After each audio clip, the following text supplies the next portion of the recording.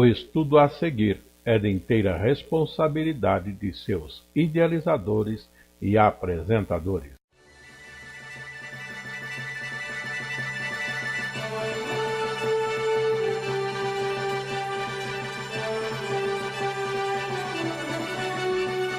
Vamos estudar com o pastor Afonso Chaves a vida do rei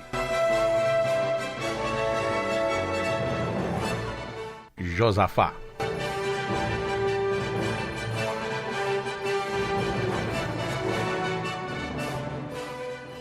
Estamos continuando o nosso estudo,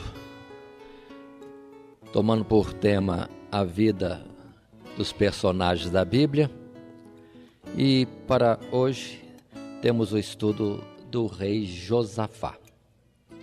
Encontramos os seus registros tanto no livro de Reis como em Crônicas. Mas como é um rei de Judá, em Crônicas encontramos mais detalhes e nós vamos estar baseados em Crônicas a partir do capítulo 17. E nós estamos vivendo o tempo para falarmos do personagem Josafá, em que permanece a divisão do povo de Deus em dois grupos, o reino de Israel e o reino de Judá. Observem desde os estudos anteriores que nos mostra a palavra que em Judá os reis se sucedem dentro da família de Davi, conforme o proposto por Deus.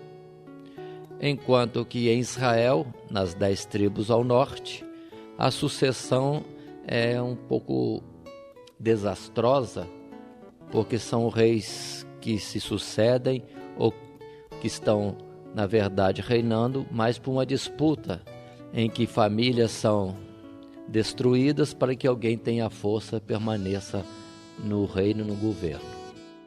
E nenhum desses de Israel tem servido a Deus a contento. Todos eles têm falhado para com Deus. Enquanto que em Judá, nós encontramos alguns reis que têm atitudes boas, que têm tempos bons ou vidas exemplares na frente do povo. Nós estamos nos primeiros reis ainda de Judá. Foi Roboão, depois Abias, depois Asa. Asa teve um reino que no seu início foi excelente na presença de Deus.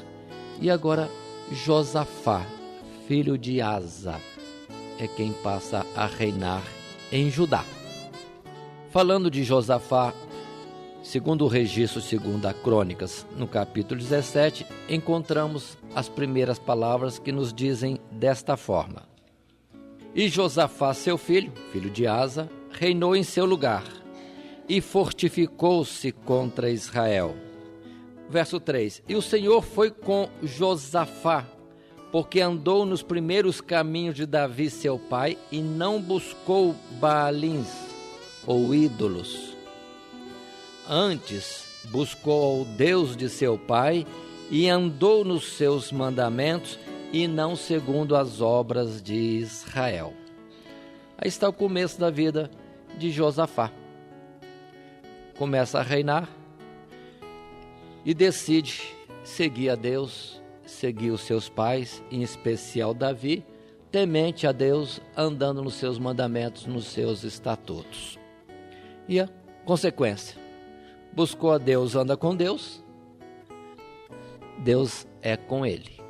E aquela palavra que ele deve ter ouvido no tempo de seu pai Asa, que o profeta disse a todo o Judá, quando vieram de uma batalha: Deus estará convosco enquanto vós estiverdes com ele.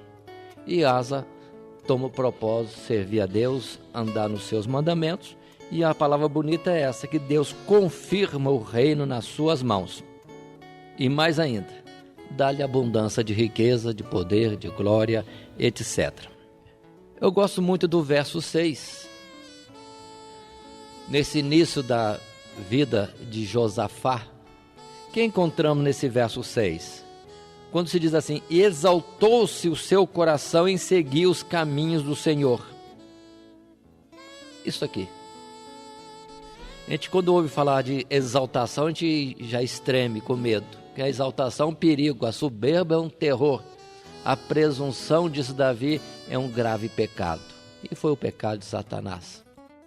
É algo que é muito fácil o homem se inclinar para a soberba. Mas esse aqui é um versículo bonito. Ele exaltou-se no caminho do Senhor. É no sentido de se esforçou e se exaltou em servir mais ainda a Deus. Observe já desde o princípio, ele está buscando a Deus, e vem um verso 6 e diz que se exalta mais em buscar a Deus e em servir a Deus. Um exemplo para nós, né, irmãos? Isso aí não é soberba, é algo importantíssimo, cumprindo a palavra que está em Oséias. Conheçamos ao Senhor e prossigamos em conhecê-lo. É aquilo que Deus quer, que nós o amemos e amemos mais com o passar do tempo, que nós tenhamos muitas obras a seu serviço e nisso prosperemos. Para Josafá, não é necessária aquela palavra que está em Apocalipse. Deixaste o primeiro amor, deixaste as primeiras obras. Não, é o contrário. Ele se esforça mais à medida que o tempo vai passando. É um exemplo para nós, irmãos. Quantos cristãos começam sua vida com ânimo, daí a pouco vai desacelerando, para e às vezes até recua.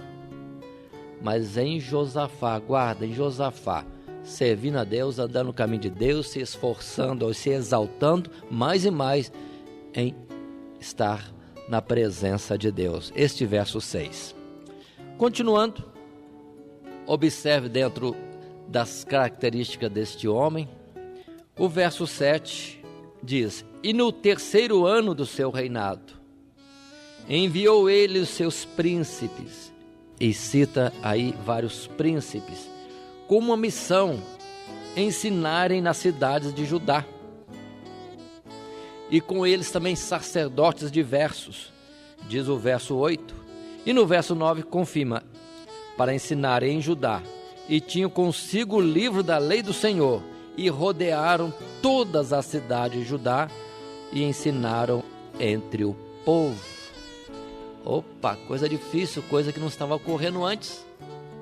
Os reis estão se sucedendo, mas este aqui tem uma preocupação de servir a Deus e organizar, para que os seus príncipes e os sacerdotes saiam de cidade em cidade, ensinando o povo nas coisas concernentes a Deus. Deve ter sido muito bom viver nesse tempo, né? Com o rei servindo a Deus e exortando a todos a servir a Deus. Não deve ser diferente nos nossos dias, irmãos. Hoje deve ser a mesma coisa. Todos nós imbuídos em aprender de Deus e servir a Deus. Todos nós.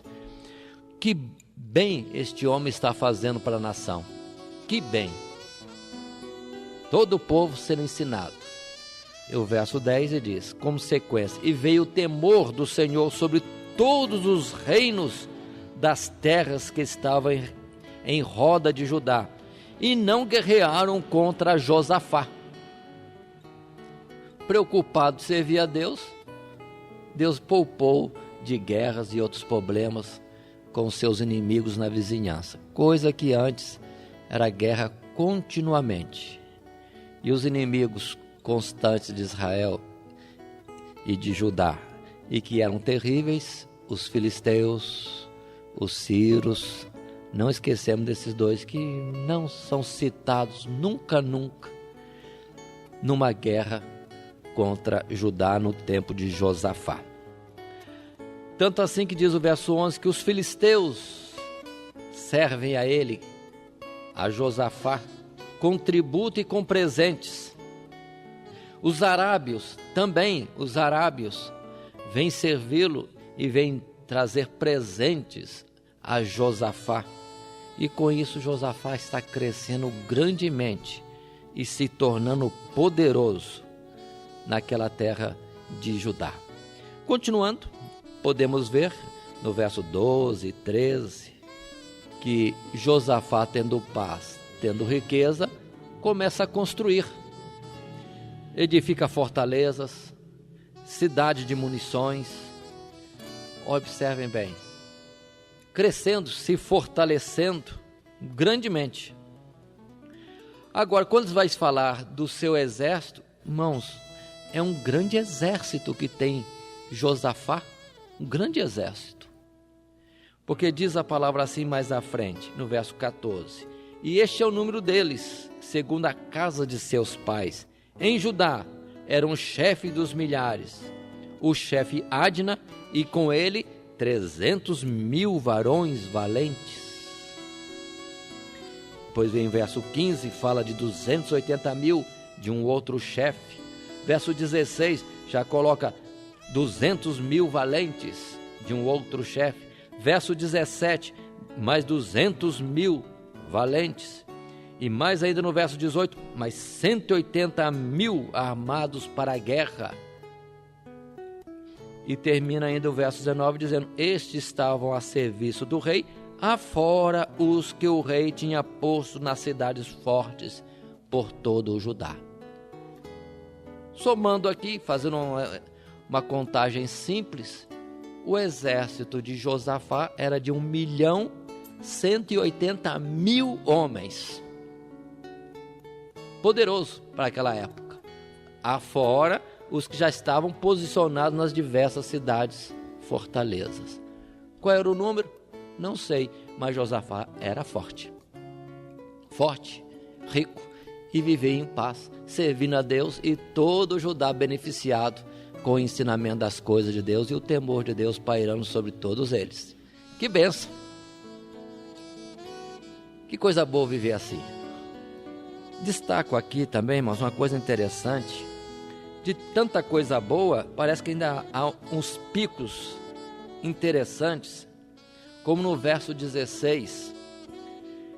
E após ele, ou seja, dentro da citação dos chefes da frente de guerra, encontramos Amazias, filho de Bicri, que voluntariamente se entregou ao Senhor, e com ele 200.000 varões valentes. Fica um vago. Como que ele se consagrou ao Senhor? Não sei, mas está dizendo aqui que ele se consagrou ao Senhor voluntariamente. O que isso pode significar para nós? Mas é algo bonito, quando alguém toma o propósito de entregar a sua vida totalmente a Deus. O nosso personagem é Josafá. Mas observe quanta bênção ao redor dele. Quanta bênção. Até isto, pessoas com vida, sim, verdadeiramente consagradas a Deus. Tomando no Novo Testamento, seria como um Paulo, né, que diz: não vivo mais eu, mas Cristo vive em mim. E outros mais, como Barnabé, são citados, que não tem nada por precioso na sua vida, a não ser servir a Cristo Jesus. Nós precisamos desses exemplos, destacar isso numa sociedade, conforme disse o apóstolo Paulo, e vemos hoje, temos esse testemunho, em que é mais fácil acharmos homens amantes de si mesmo, procurando riqueza, grandeza, facilidades, tanta coisa ruim. Mas que bom quando alguém está se consagrando a Deus voluntariamente, ainda que seja em reticências essa consagração. Isso significa que está aberto. Está aberto. Entrando no capítulo 18, para estudarmos e vermos coisas sobre a vida do personagem Josafá, diz a palavra aqui que continua: tinha, pois, Josafá riquezas e glória em abundância, e aparentou-se com Acabe. Ai, se eu entendi, isso aqui é ruim. Quem é Acabe mesmo? Estudamos numa lição anterior a Acabe, de quem a palavra de Deus diz que não houve quem fizesse tão mal, aborrecesse tanto a Deus como Acabe. E com quem Josafá vai se aparentar? O que significa aparentar? Casar com algum parente dele ou filha dele. Casamentos. Deram tanto trabalho no passado, tanta consequência ruim quando não é bem feito, e continua ainda até os dias de hoje. É algo, né, José Carlos, que não é só para 25 anos, é para toda a existência. E é uma situação que envolve muito as pessoas. Infelizmente, Josafá tem esta união com a casa de Acabe, homem terrivelmente contrário às coisas de Deus. Que diferença, luz junto com trevas? O que deu ali? Por causa disso, aqui vem as consequências ruins. Uma benção, Josafá, capítulo 17, capítulo 18, problema. Aparentou-se com Acabe, julgo desigual, as coisas ficam difíceis. Tanto que diz assim, que passado o tempo, lá vai Josafá visitar os parentes, casa de Acabe, e estando no reino de Israel em visita, acontece de Acabe propor uma guerra para tomar de volta a cidade de Ramote-Gileade. Quando estudamos a vida de Acabe, já vimos isto. Acabe quer recuperar uma cidade que estava em posse de outros, dos Círios. Mas nesse tempo já é o final da vida de Acabe e Deus já determinou recolhê-lo. Já é tempo em que Acabe estaria terminando a sua existência na terra. Mas Josafá, sendo um temente a Deus, pede para que se consulte a Deus sobre esse fato. Josafá concorda: não, eu vou estar contigo na guerra, vou lutar a tua causa, mas só tem uma coisa: consulta a Deus. Vamos perguntar a Deus sobre isto. É o costume, é o temor de Deus, ter uma direção de Deus, não fazer aquilo que vem na nossa mente, mas antes temos uma orientação, uma permissão da parte de Deus. Acabe, como era idólatra, trouxe lá os seus 400 profetas da idolatria. E todo mundo dizendo para Acabe que Deus, o Deus da idolatria, o Deus dos ídolos, o Deus de Baal, dizia que ele deveria ir para a guerra e tomaria aquela cidade, seria vencedor. Josafá deu uma olhada, observa o discernimento, observa que ele viu que não tinha nada do verdadeiro Deus ali e volta a falar: não tem nenhum profeta do Deus verdadeiro, do Senhor verdadeiro, do Deus de Israel, Deus de Judá, Deus de Abraão, o Jeová do passado?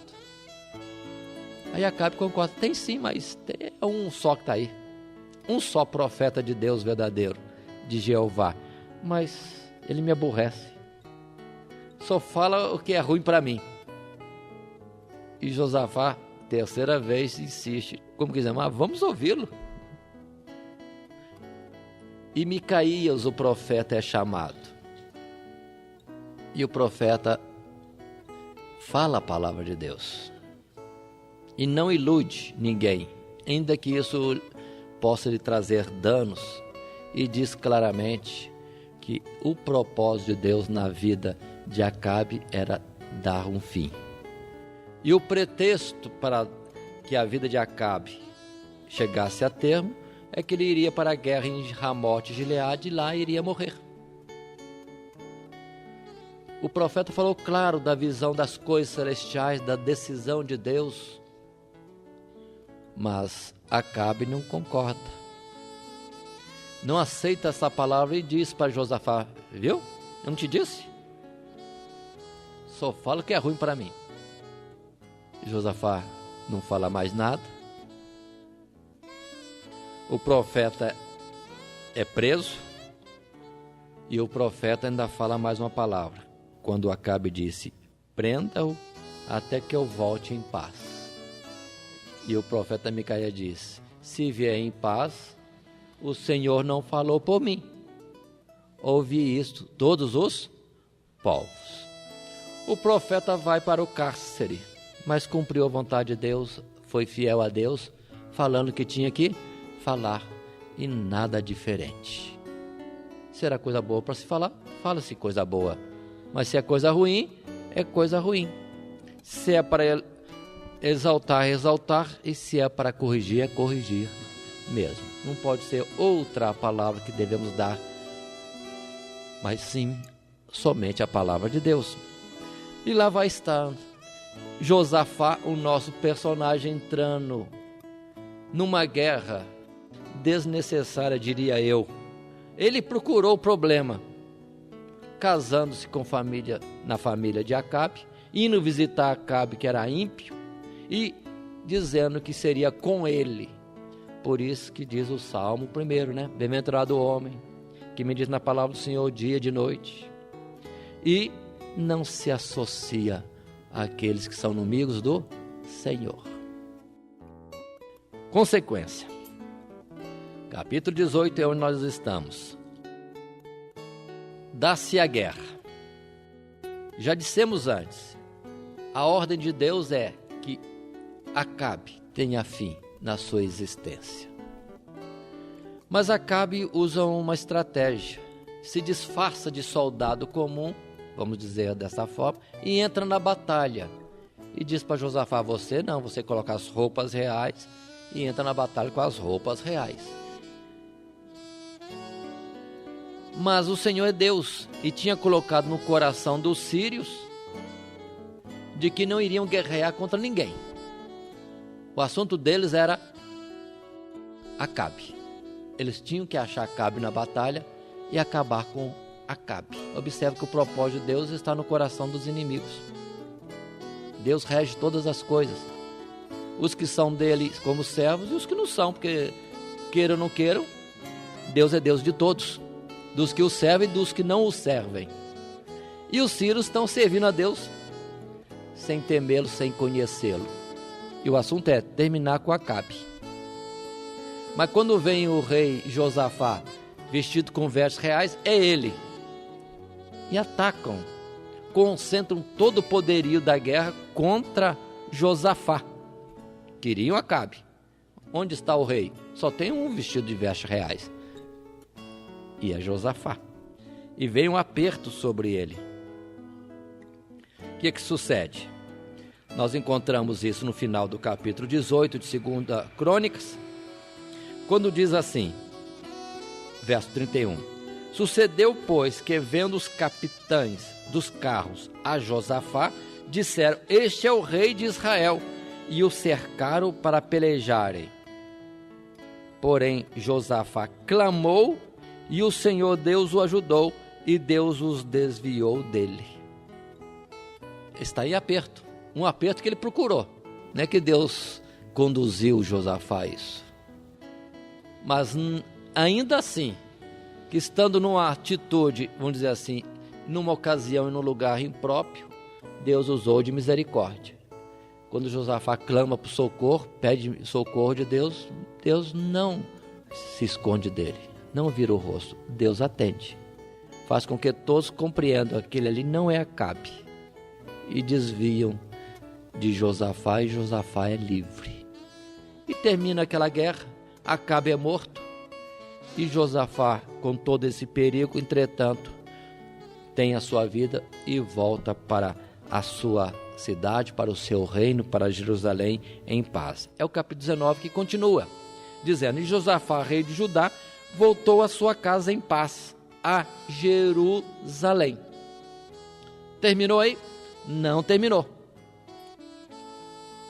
Porque o verso 2, destaco esse verso 2, diz assim: e Jeú, filho de Anani, o vidente, lhe saiu ao encontro e disse ao rei Josafá: devias tu ajudar o ímpio e amar aqueles que o Senhor Deus aborrecem?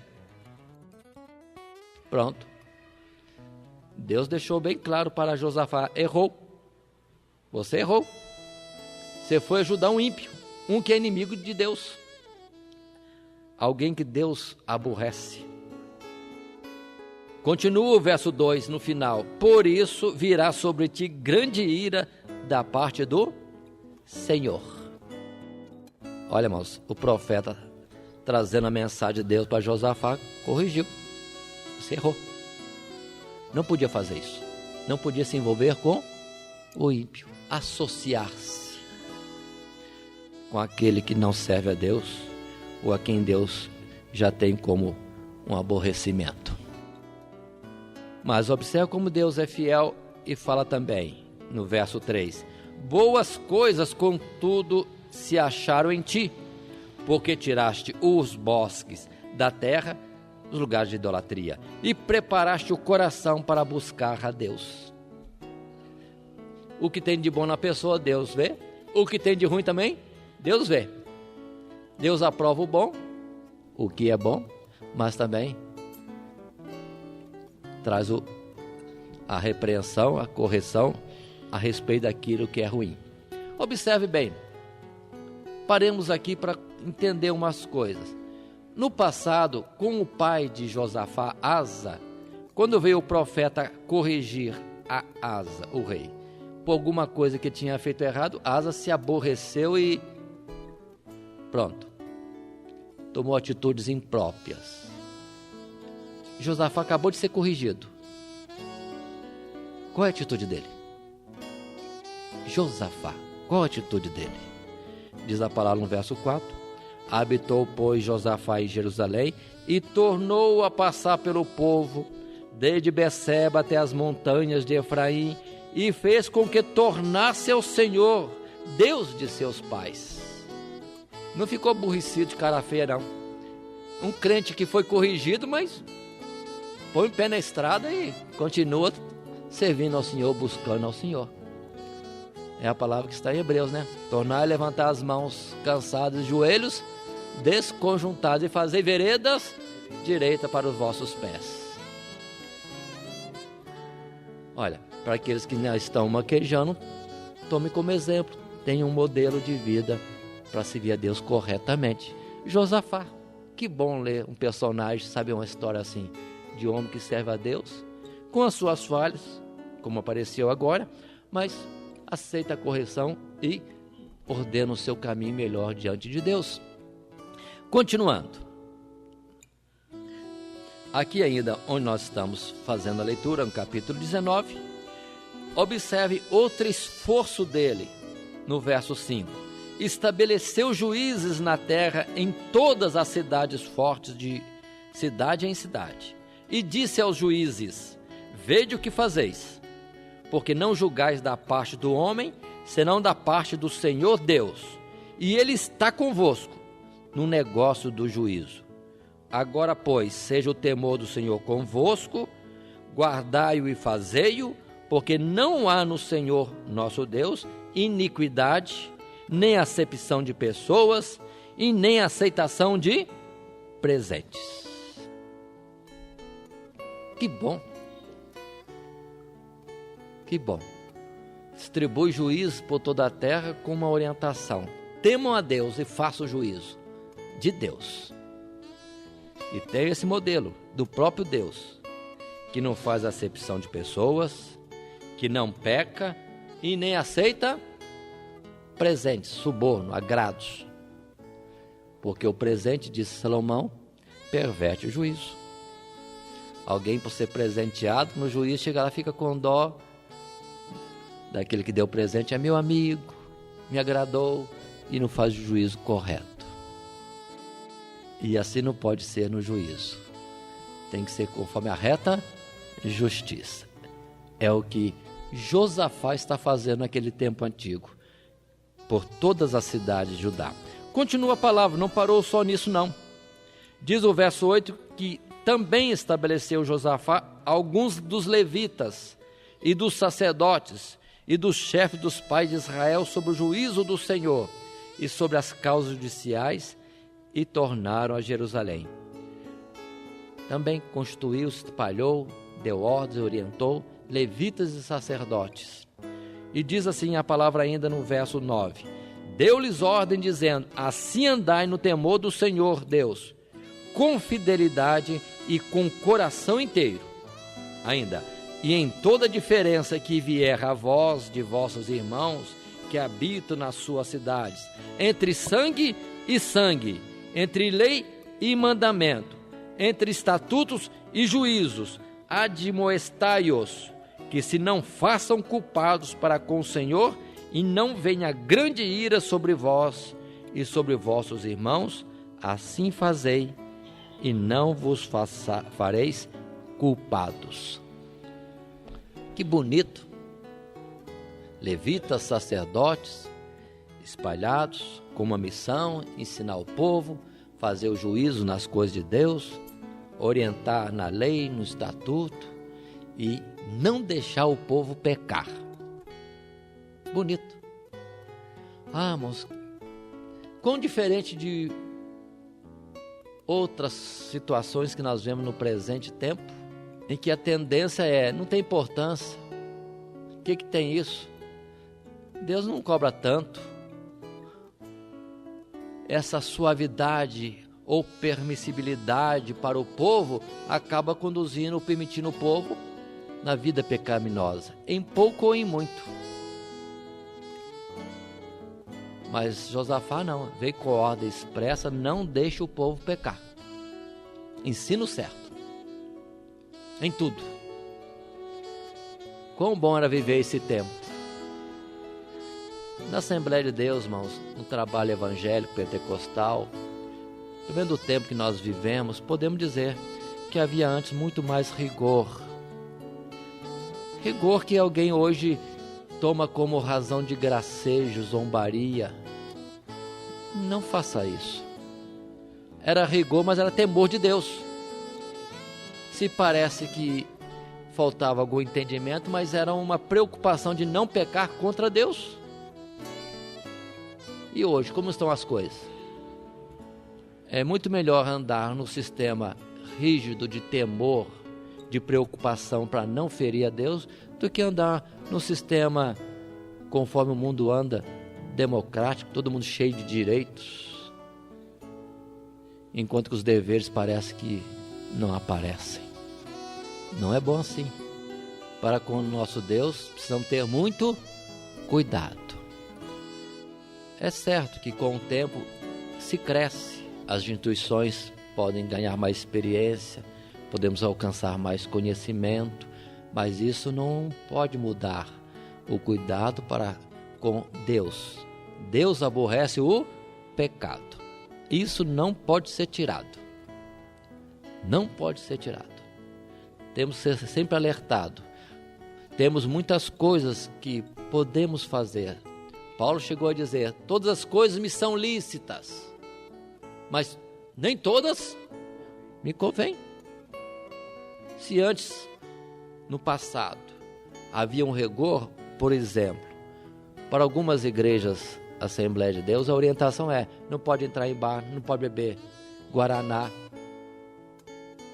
não pode ouvir programa de rádio. Oh, que absurdo! Absurdo hoje, né? Mas naquele tempo os crentes eram mais unidos, não tinha tantas divisões, não tinha tantos desvios, não tinha tantos adultérios, não tinha tanto casamento desfeito. E os milagres na casa do Senhor eram constantes. O que acontece é que muitas vezes, muitos de nós não estamos crescidos, maduros o suficiente para ter uma coisa e ter domínio sobre esta coisa. No passado, começando a obra, o cuidado de ter um povo temente e santificado, se fazia exigências, cuidados extremos. Mas eram coisas que provocavam uma situação de temor, serviço a Deus e que Deus podia estar presente. Portanto, não vamos voltar àquele tempo passado que não pode tomar guaraná, porque guaraná parece com cerveja, porque isso, porque aquilo. Não chegamos a essa coisa, mas vamos continuando naquele sistema de ter um pavor do pecado. Em Romanos 7 diz que a lei veio e a sentença da lei é essa: quem transgredir certamente morrerá. E Deus fez isso para mostrar o quão grave é o pecado. E hoje estamos vivendo um tempo que o pecado não é tão grave assim não. A bondade de Deus é muito grande. Isso é um engano.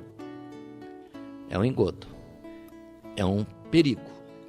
Que muitos, por causa disso, vão de trevas em trevas e de abismo em abismo cada vez mais profundo. E a força e a graça para resistir não aparecem mais. Mas vamos continuar. Estamos vendo Josafá, ainda que teve uma falha, sendo corrigido, mas não diminuiu o seu cuidado para com Deus, mas continuou e acrescentou coisas boas mais, conforme nós estamos vendo assim.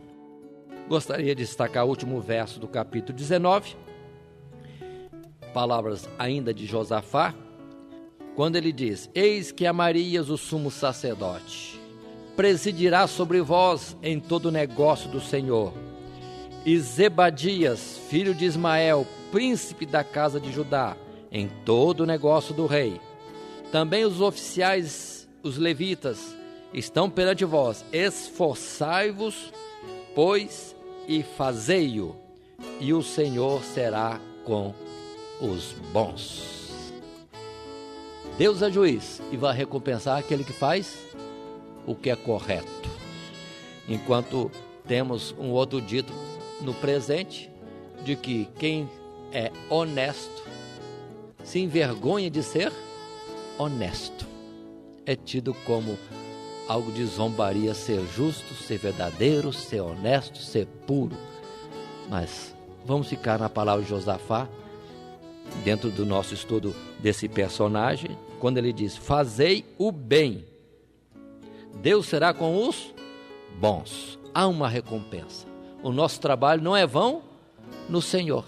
Palavra do Novo Testamento, vendo em prática na vida de Josafá, naquele tempo tão antigo, centenas de anos antes de Jesus vir. Mas continuemos. Os dias vão passando. O capítulo 20 de 2 Crônicas vai colocar para nós uma adversidade que vem sobre Josafá. Qual a adversidade? Uma guerra que ele não procurou. A primeira, ele, de certa forma, ele procurou. Uma guerra que ele não procurou, porque diz a palavra que vieram contra ele os amonitas, os moabitas e os edomitas. Guarda isto. Quem são esses três povos? Três povos irmãos, três povos parentes. Quem é Edom? Irmão de Israel, é Esaú. Quem é Moabe e Amon? Filhos de Ló.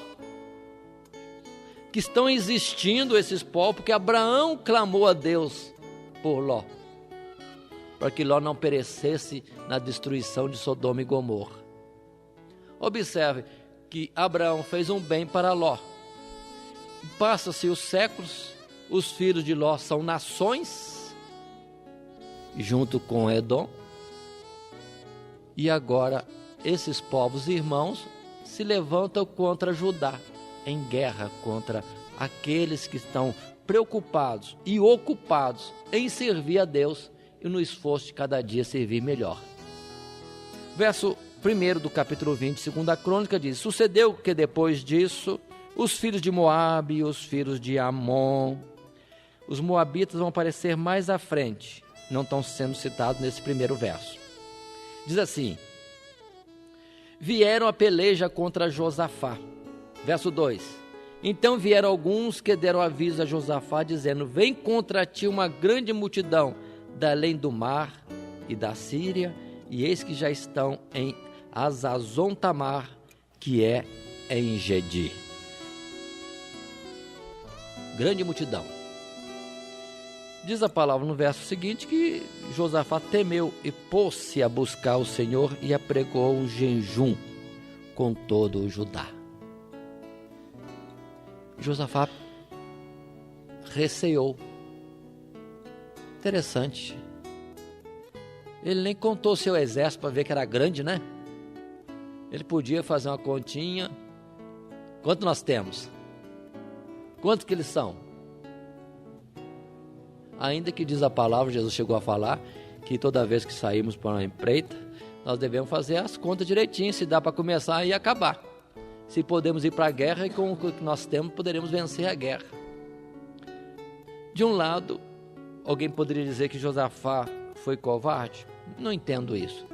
Dentro daquilo que nós estamos vendo aqui, ele não é covarde, já entrou numa batalha, mas entrou sem necessidade. E agora, quando aparece uma oposição, ele não vai contar exército, não vai ver se tem força para isto.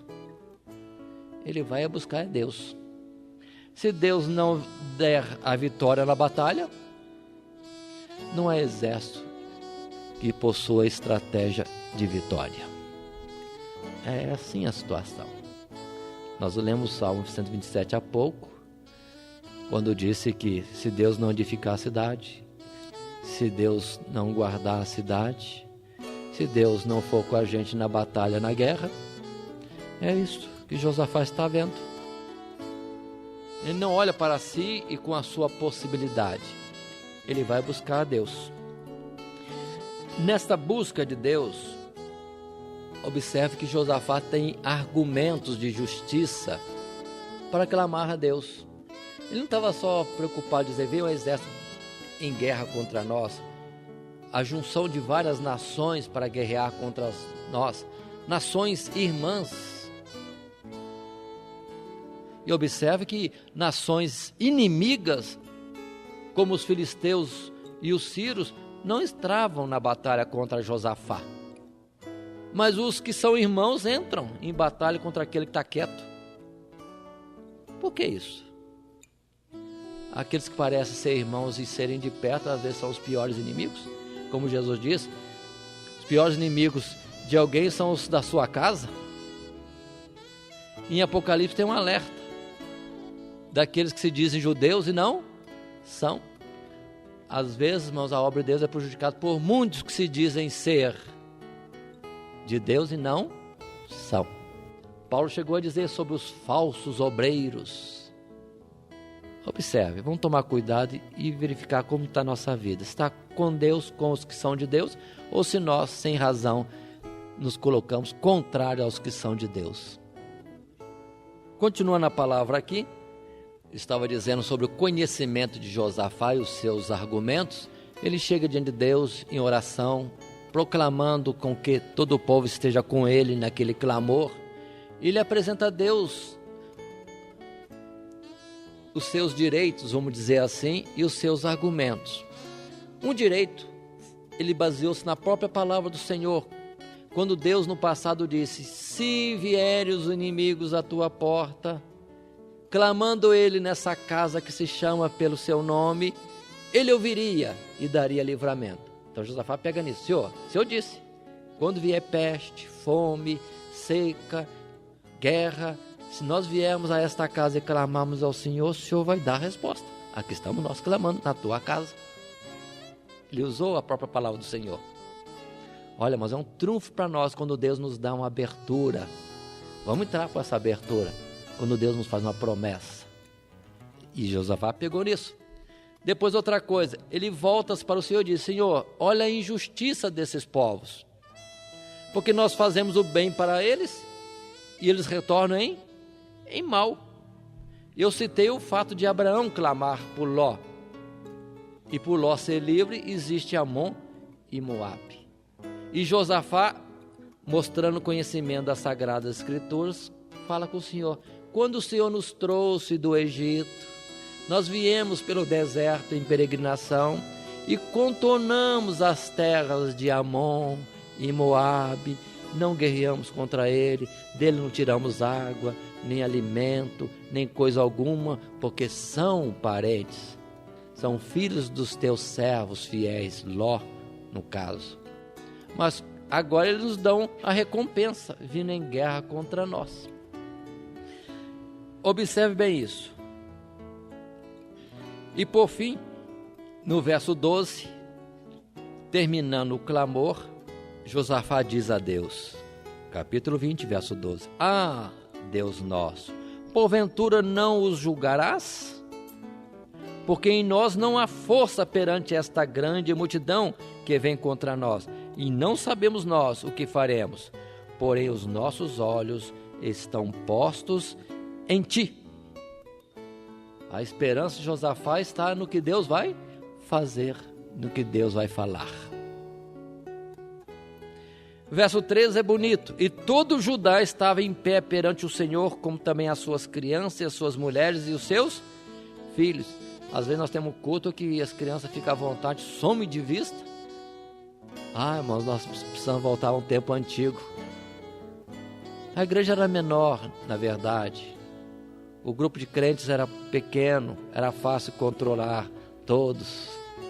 Hoje as igrejas são maiores, muito espaço, e as crianças mais inquietas, próprio dessa geração. Mas, irmão, quando era para buscar a Deus, era a família inteira. Precisamos resgatar isso.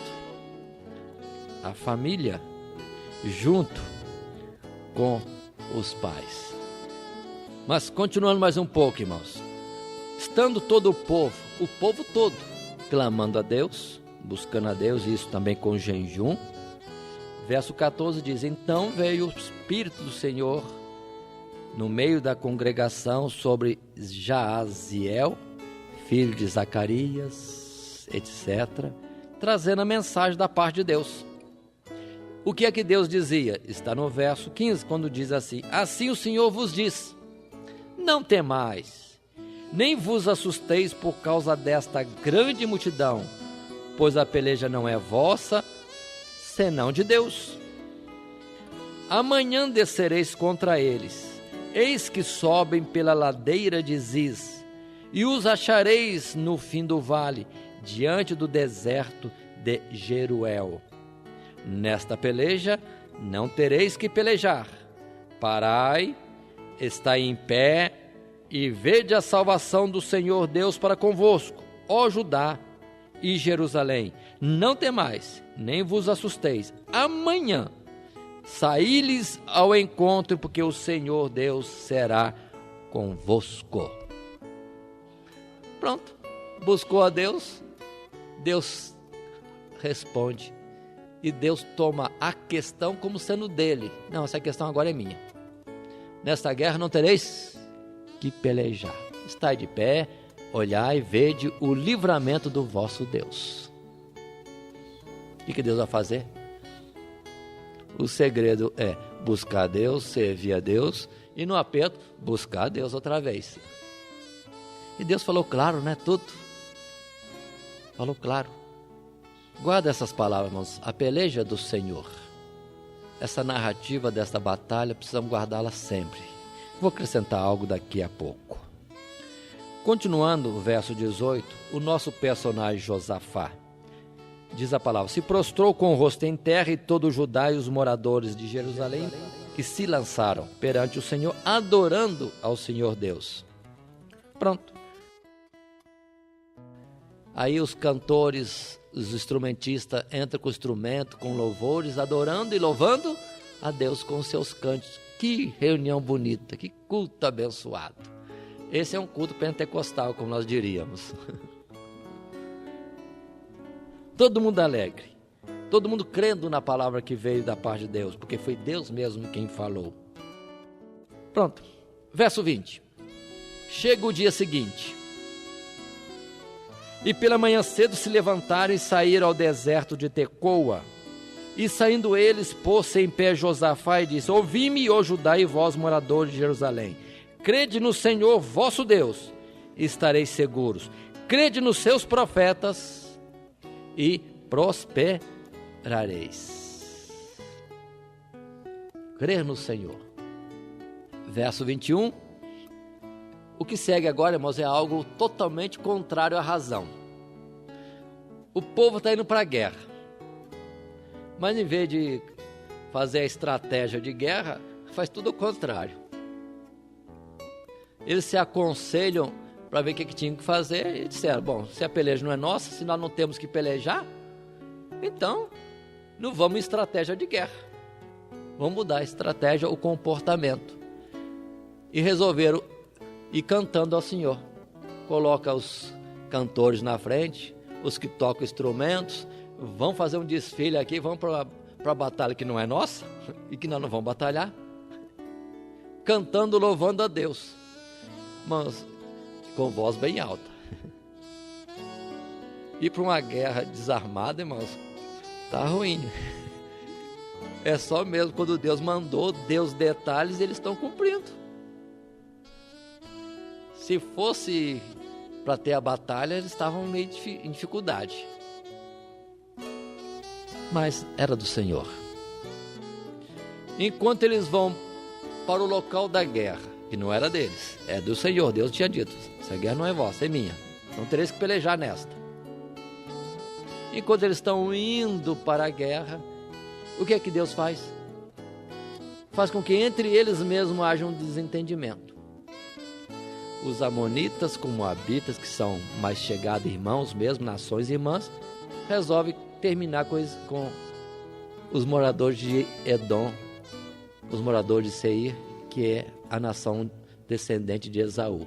E guerreia os dois contra um. Acabando um, acabaram com um exército, com uma nação. Aí os dois começam a guerrear entre eles mesmo. Ao final, sobra ninguém.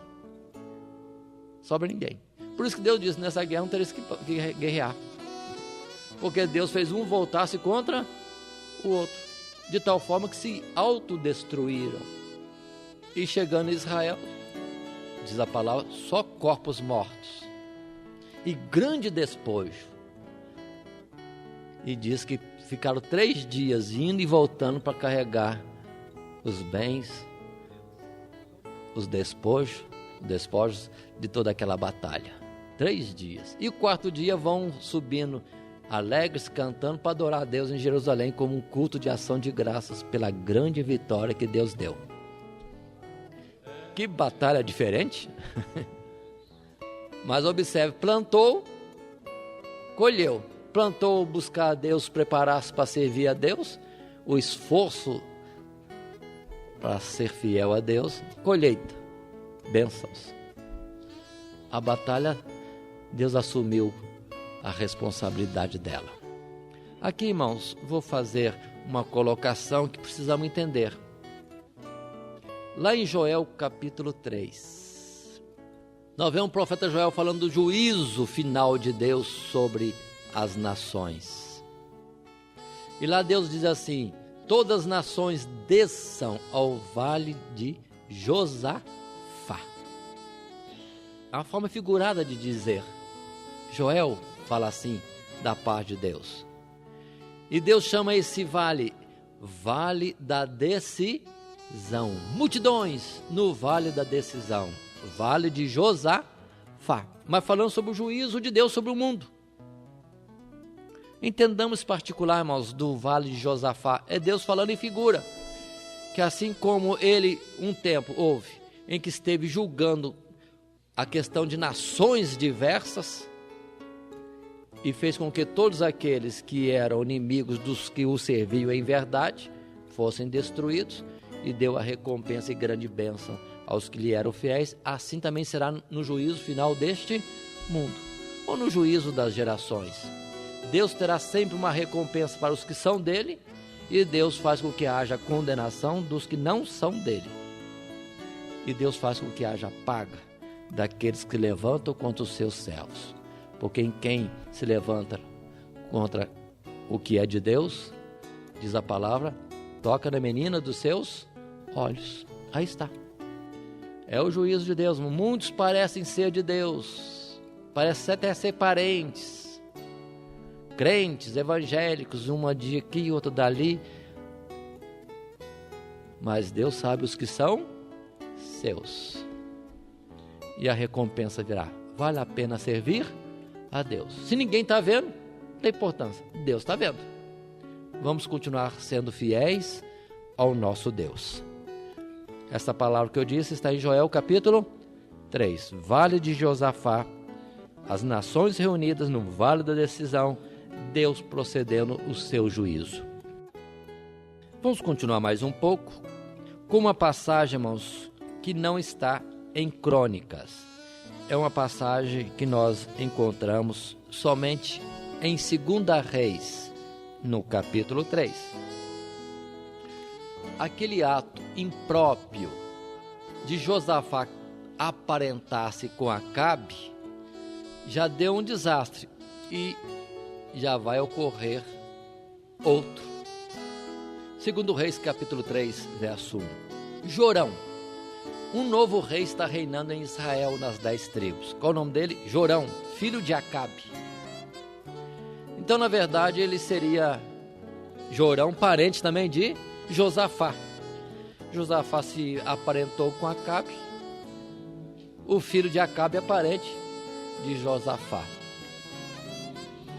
Vem uma situação de contratempo contra este Jorão. O problema de Jorão é problema das 10 tribos de Israel. Não tem nada a ver com Josafá e o reino de Judá. Mas por causa daquele parentesco, olha aí, irmãos, associação com aqueles que não servem a Deus. Lá está Josafá outra vez comprometido. Porque Jorão vai para uma guerra e chama Josafá. Eu estou indo para uma guerra, vão comigo. É parente, é reino vizinho,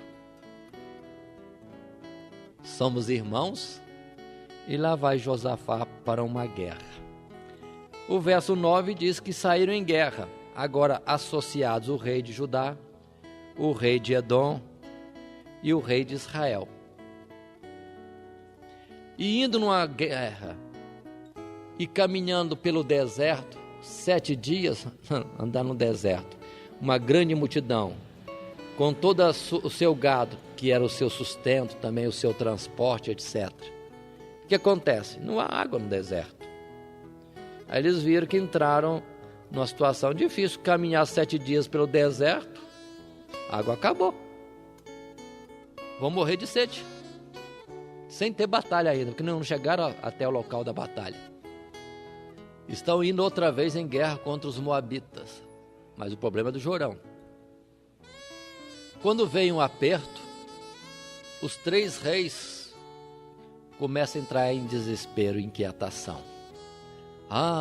Deus nos trouxe ao deserto para acabar conosco, porque 7 dias de caminhar já acabou a água, nem chegamos ao local da batalha ainda, é para sermos destruídos. Deus vai nos destruir. Essa é a preocupação de todos. Mas observe, irmãos, que Josafá, por estar com uma bagagem de conhecimento de Deus, de experiência, o verso 11 desse capítulo 3 de 2 Reis mostra: e disse Josafá: não há aqui algum profeta do Senhor Deus, para que consultemos ao Senhor Deus por ele? Enquanto o pessoal está ficando inquieto, desesperado, ele tem onde buscar socorro. Deus, não tem um profeta de Deus aqui? Não tem um profeta de Deus? E vem a notícia: tem um aí,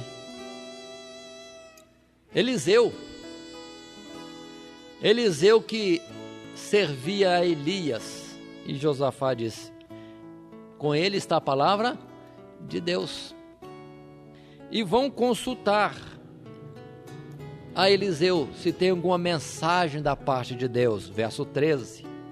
E quando chegam para Eliseu, observe a palavra do verso 13, irmãos. Mas Eliseu disse ao rei de Israel: que tenho eu contigo?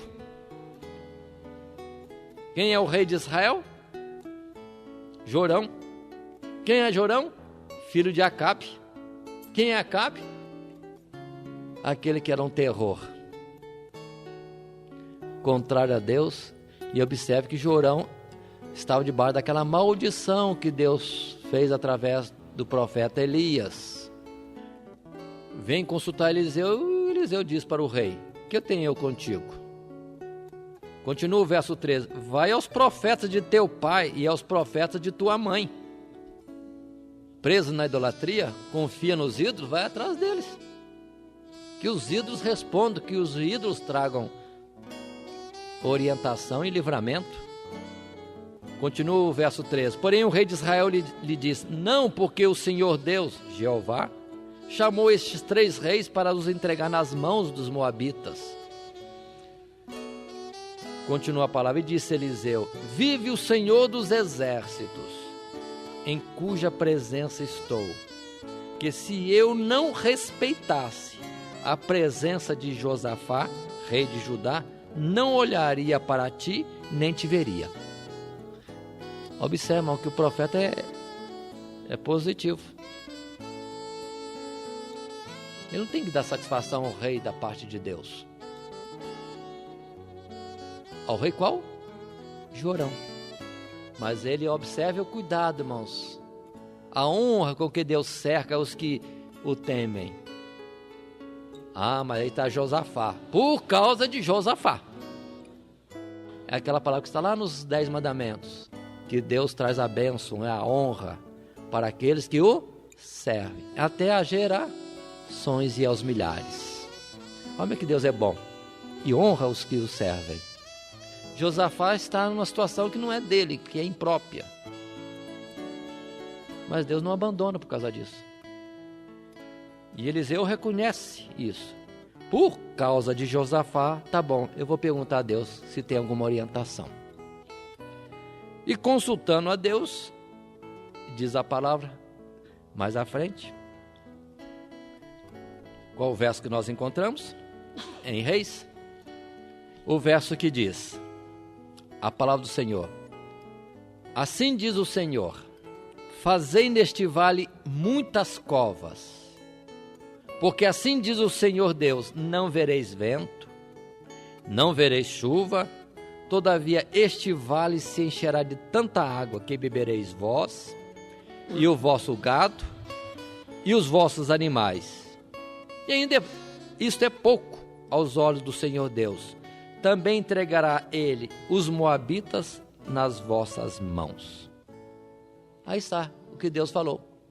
O que é que Deus falou? Não por causa do rei de Israel, nem para ele, mas para Josafá e por causa de Josafá, que temia a Deus, o nosso personagem de estudo hoje. Deus ia dar água para eles.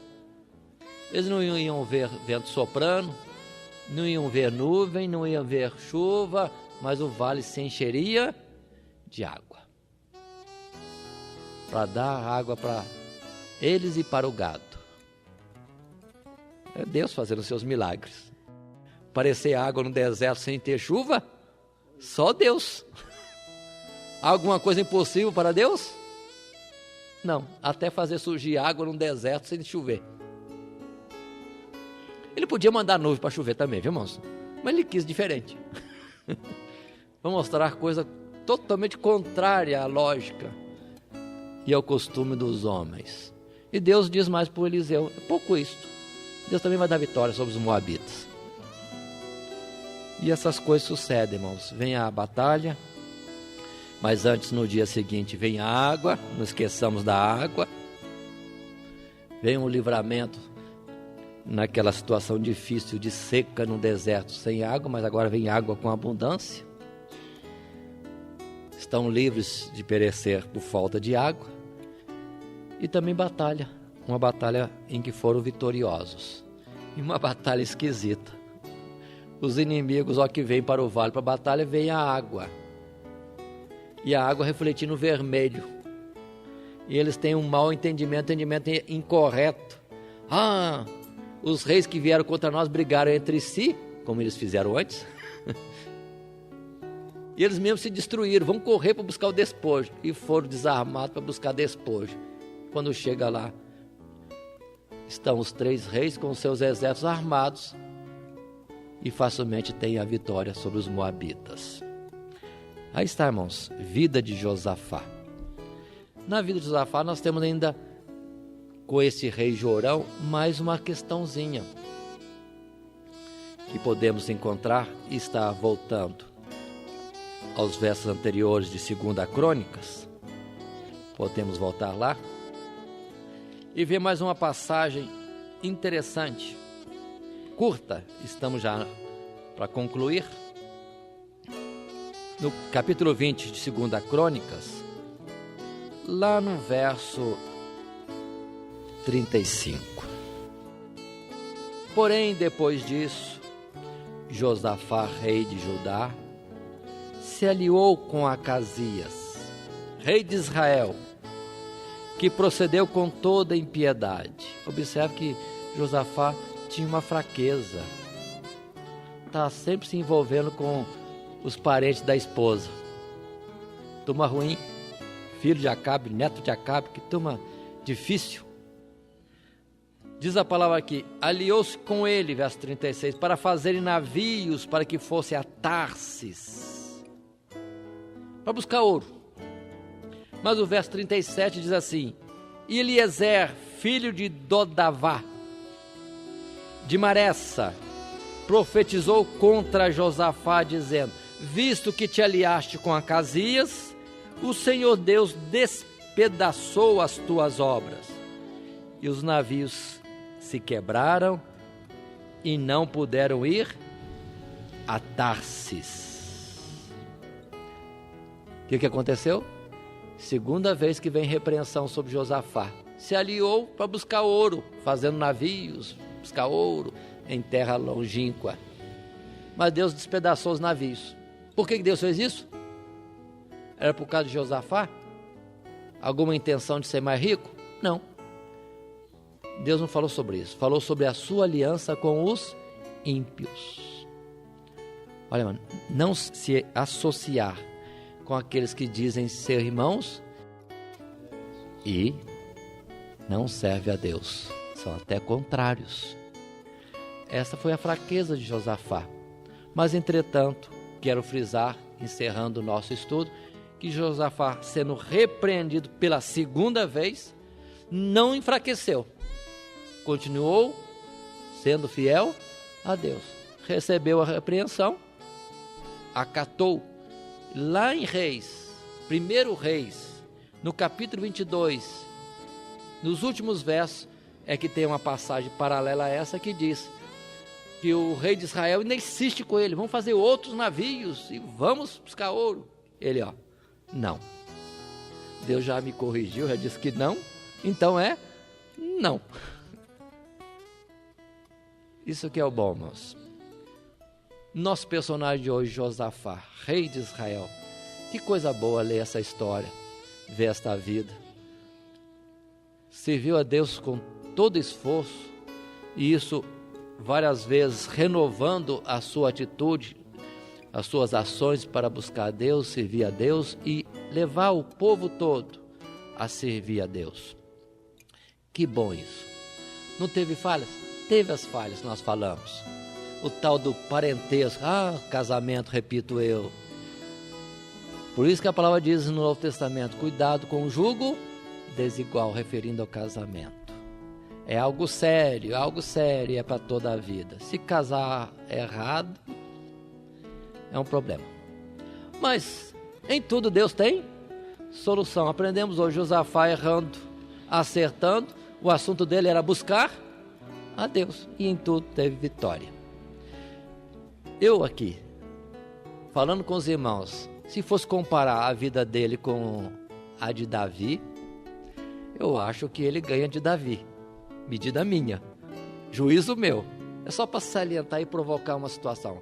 Há possibilidade de servir a Deus mais do que Davi. Ser fiel a Deus mais do que Davi.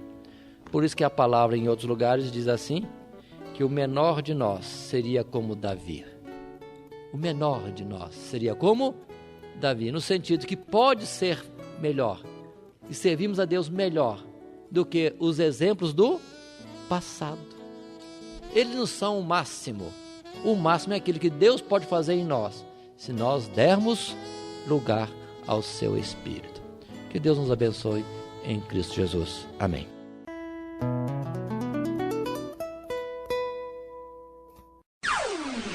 Todo dia, toda hora, muito mais prazer em ouvir. Radionete Grata Nova. Web Rádio, a qualidade que faz a diferença, cada vez mais necessária. Rede Grata Nova de Evangelização. Acesse nosso site www.horadadecisão.com.br. Hora da Decisão, tudo junto, sem acento.